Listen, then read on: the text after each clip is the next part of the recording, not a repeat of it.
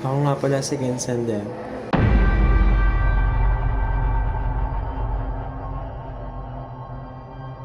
21 years old at estudyante sa Our Lady of Fatima University.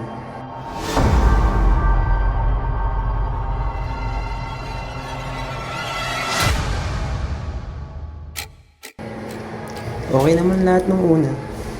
Pero may mga pangyayaring hindi inaasahan na kung saan magbabago ang takbo ng buhay ko.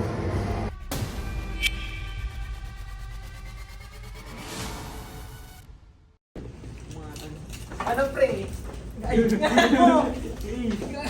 Galing niya. Masama naman niya. Wala mo. Masama to. Grabe kayo kunik na.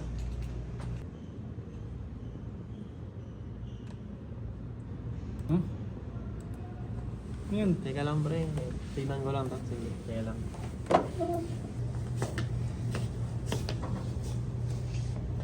Uy.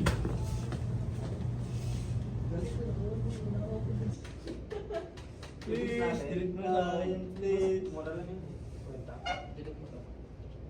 Mura lang.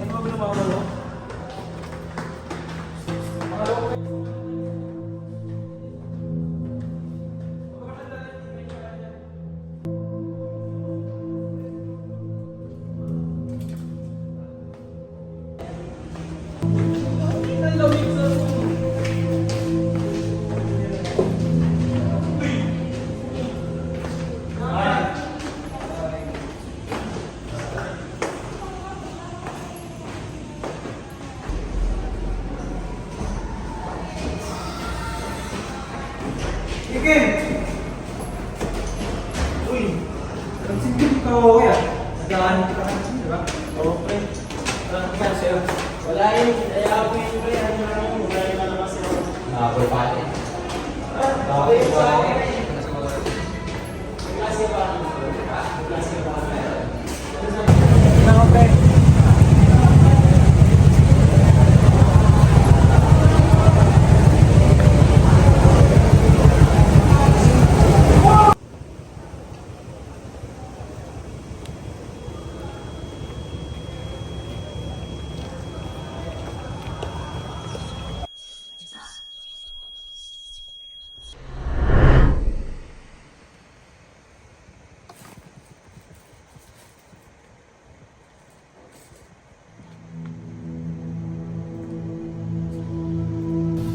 I am shaking while typing this, but I can't let another girl go through what I went through.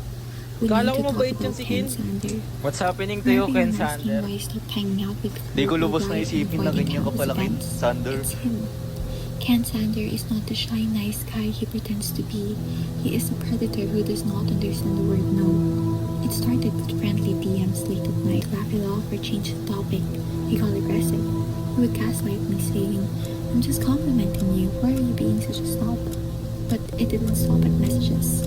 Last week, he cornered me. He touched me without my consent after I explicitly told him to back off. He thinks because he's a guy, he's entitled to our time and our bodies. He made me feel unsafe in my own school. I know I'm not the only one. I have heard you realize I've seen how both other girls and other girl go through. Ken Sander isn't safe. We need to talk girls in our department. Please be careful and nice to hanging out with not be long lives and playing at quiet events. He is manipulative. Ken Sander is not the shy, nice guy he pretends to be. He is a predator who does not understand the word no. Everyone needs to know that Ken Sander truly is. When I turned into unwanted comments about my body, when I tried to laugh it off.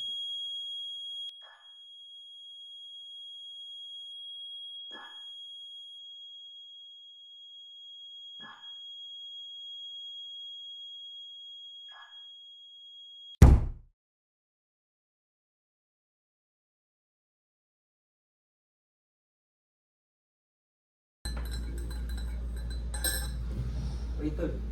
Uy, ang ginagawa mo? Sabi ka muna. Sige, sakto yan. May kukwento ako sa'yo. Bakit? Ano yun? Sige, tol. Wala na, sige. Nangyari ba kay Ken? Hindi niya kinaya yung mga comments tsaka yung post na kumalat nung nakaraan sa social media. Ito ba talaga yung post? Patingin nga ako kung meron. Ito, pre. Ako. Nala naman yan. Hindi ko akalain na dahil dyan kaya gagawin ni Ken yan. Ang bait pa naman yung tao. Kaya nga eh. Naalala mo yung tinuro ni Ma'am Jo? Ano yun? Yung tungkol sa label, pre. Oo. Yung tungkol sa defamation tsaka yung false accusation. Oh, kaso naman kasi, yung sa sitwasyon ni Ken, cyber libel tawag kasi nga, ginamitan ng system, yun, computerized system, kaya cyber libel. Tas may batas nga rin din na tungkol dun, which is yung RA 10175, na kung saan yung libel na yun kinomit sa mga online nga, tulad ng mga Facebook, tulad ng pinakita mo nga, yung kay Ken.